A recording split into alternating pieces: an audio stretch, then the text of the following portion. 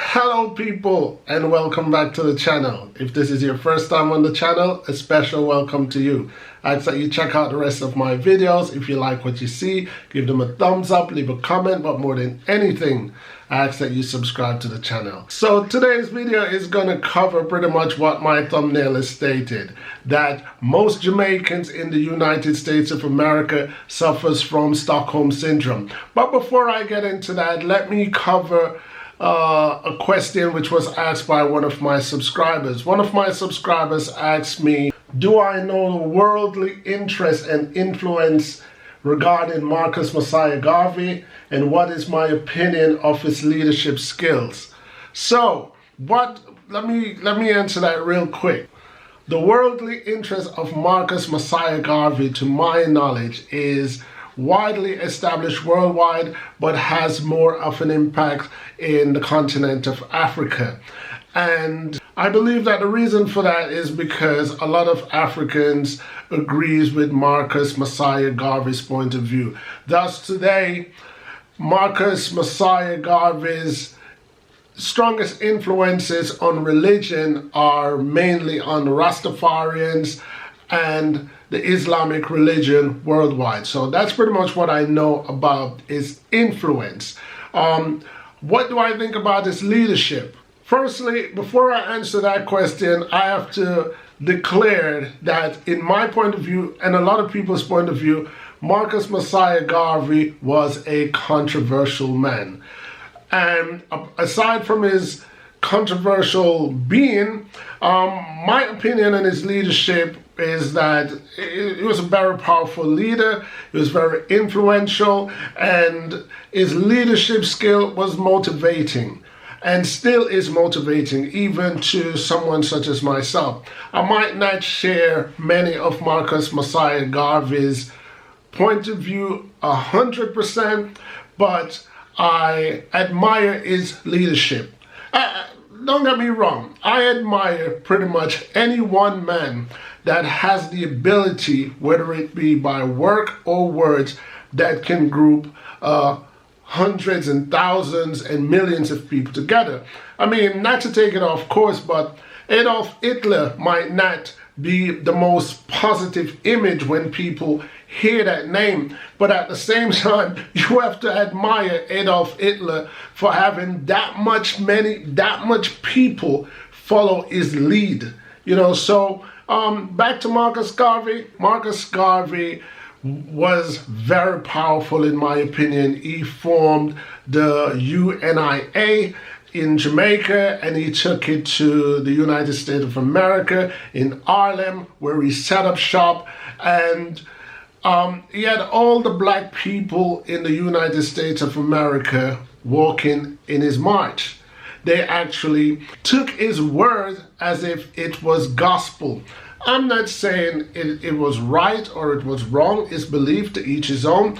But today, as I stand and what the researches that I've made on Marcus Garvey and what I've discovered about Marcus Garvey, some of his views I do share. Some of his views I could see where it could incite world problems. Like myself, Marcus Garvey was a journalist and a publisher. He was also a political activist. I am not a political activist, but my ears is always to the beating drum of politics worldwide, the country that I'm living in, the United States of America, and especially in Jamaica. The other thing that I know about Marcus Garvey was that he was against all European rulers in Africa. He believed that Africa should be for Africans. Marcus Garvey believed in black purity. Marcus Garvey did not believe in interracial marriages or interracial relationship. And because that being his stand, it made him a controversial figure, because Marcus Garvey and the Ku Klux Klan in the United States of America were in agreement. They were actually in solidarity with their stance. KKK believed that white should be white, and Marcus Garvey believed that black should be black. A lot of people say Marcus Garvey was kind of a sellout for aligning in agreement with the KKK, but I can see where the KKK and Marcus Garvey would shake hands on that stand. Now, I'm not saying Marcus Garvey anti-mixed race was a positive route, but to each his own, and you have to respect that if that's what his belief was, that's what his belief was. Marcus Garvey believed that the United States of America was not for black people. They were brought there in chains and they should go back to Africa. If I'm remembering right, I think he was actually saying black people should go back to Liberia. Marcus Garvey was also an influential and prominent entrepreneur. He started the Black Factories Corporation and he also started the Black World newspaper. When it came to Marcus Garvey, everything was pretty much black, black, black, black, black. Marcus Garvey was never a coward. Marcus Garvey stood up to what is renowned in Rasta culture as the beast. Marcus Garvey was not afraid to let his voice or his opinion be heard. And I admire Marcus Messiah Garvey for that attitude. I believe in that attitude 100%. You know, get up, stand up for your right. The famous words of Bob Marley. And Marcus Garvey was doing that before Bob Marley was even born. Eventually, someone like Marcus Garvey in the United States, in America, gonna have to pay a price, you know, because America then and America today is not much different. So in a nutshell, Marcus Garvey was sent to prison on mail fraud and eventually deported. That is the United States way, even till this day, of ridding what they considered nuisance. Whether it's a factual charge or a trumped-up charge, America, Uncle Sam, is going to find a way to get rid of you, especially if you're influencing people to look outside of the box that they have created for their own people. And that leads me to say most Jamaicans in the United States of America today are suffering from Stockholm Syndrome. Firstly, for those of you who do not know the definition of Stockholm Syndrome simply means people or a person who have fallen in love with his or her jailer, his or her capturer. People who have fallen in love, people who have got to a point of actually admiring the person who are actually persecuting them, or the person who is actually confining them. They've been confined so long until they start being in agreement with the person. In other words, saying, yeah, come to think of it, you have a right to treat me like this. And this is what I mean when I say most Jamaicans today that's living in the United States of America are suffering from Stockholm Syndrome. Because it trips me out when I look online or when I meet them in person, Jamaicans that are living in the United States of America who still praises the United States of America today, 2019, as if it's the next best thing to heaven, as if Jamaica is nowhere to live, as if nowhere else in the world, in the God-given globe, nowhere else is better than the United States of America. Tripped me out because I lived in the United States of America and I've seen all classes of Jamaicans living in the United States of America. And most of these Jamaicans that are still going back to Jamaica, showing off in Jamaicans and acting as if they're coming from a better place or they've been living in a better place, they amaze me because it is not true. And most, if not all, are currently suffering at the hands of the United States of America in one way or another. See, the United States of America is one of those countries that has a beautiful, what you would call visage. It has a beautiful front layer. Everybody see what's glittering and what's wonderful about the United States of America until you get there. And the United States of America is probably the only country on earth that every single day of every year there is somebody that's entering that country to live legally and or illegally for the first time. They've spent their whole life chasing that dream about going to the United States of America. And it was only after I lived in the United States of America that a lot of things came to my brain to go, oh, I wasn't thinking about that. If I was thinking about that, it would have made sense to me before I got here. But when you want something so bad, you have what you call a tunnel vision, and you only see what you want to see about the United States of America. The United States of America is a country that opens its door daily to new immigrants. And that on the surface looks like a beautiful thing. But what you don't see is what's going on at its back door. While it's opening its door to let people in, the United States of America is still finding ways to get rid of people that they once let in. And there are so many means and ways of getting rid of these people. People from Jamaica who have grown to be adults in Jamaica, who has never been in cuffs, never been arrested in their life, never been in any form of legal trouble. They go to America, and within a year or 2 years, they are criminals. And the United States of America, when they are done with you, when they're done telling you how much of a no good human being you are, you get to a point where even you start believing it. Even you start believing that, well, I didn't follow the rules, so this is the reason why I had to go to jail, or this is the reason why I had to be penalized, or this is the reason why I had to go back to my country. They had to deport me back to Jamaica because I wasn't behaving right. Trips me out when I hear Jamaican says that, well, them deport you, because you got people in the country and you never had to behave right. Where in the world do you see Americans go and behave right? Americans believe that, well, you come to their country, they can tell any levels of lie, they can build you, and they can break you, and they can take you, and they can put you out when you're ready. You live in America for years, and you're constantly reminded that it's a privilege to be here. Even though after you've lived there for a while, you realize that, okay, they have a little bit more opportunity than where I'm from, but it's not that great. It's not that much better than where I'm from. It's way more people, it's way more activity, so it's way more business, so yeah, it's way more opportunity, but the lifestyle, the practices, the moral scales are worse than wherever you're from. Man was born to be free.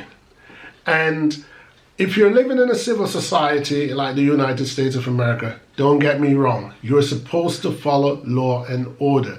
You're supposed to do what is considered aligned with the principles or the framework of the society that you live in. So I'm all for law and order, but law and order is also, some people are above the law and some people are below the law when it comes to the United States of America. And if you believe that you should exercise your freedom of speech or have your opinion, if it's not aligned with the United States of America, you will be prosecuted, you will go to jail, or you will be deported just because you have an independent voice. So what happened to Marcus Garvey? It's no surprise to me whether he was guilty or he wasn't guilty. Marcus Garvey was black, and worst of all, he was a Jamaican. That means he was an immigrant. You see, Stockholm Syndrome applies to all black people in the United States of America,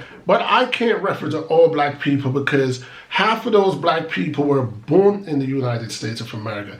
And Marcus Garvey, on the other hand, was an outsider. He was an immigrant. So his residence in America was privileged, and that can be revoked at any given moment. But the simple fact that he was black give the man, Uncle Sam, an upper hand and a just cause to get rid of Marcus Garvey, because laws in America goes all the time by technicality. Technically, you were arrested for a crime that can also attract deportation. But really, it's not the mail fraud why we're deporting you. We're deporting you because of the influence, because of the opening of eyes that you were given to poor black people in Ireland. You were showing them a way out. You were giving them a second option. United States of America don't want that. The United States of America already created its framework and they wanted to go that way.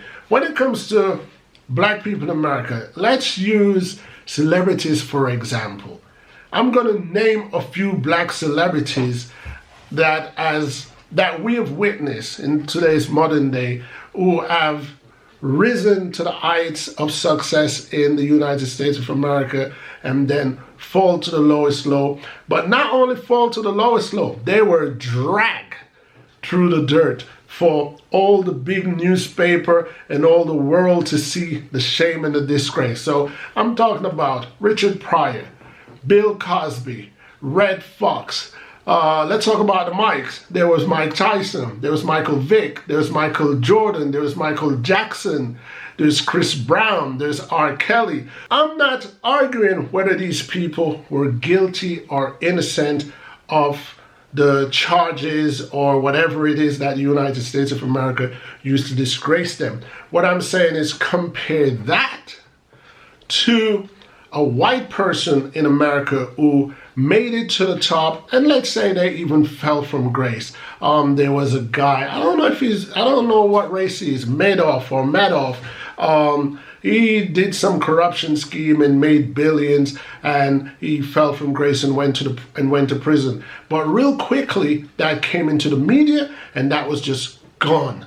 But when it comes to black celebrities or black successors, like Tiger Woods, for example, they drag you and they dust you, and they have to make black people look horrible, and they have to make black people look like they are the worst. And then in the United States of America, every so often there's a little consolation that they throw to the black people way. Like, let's use the Central Park Five.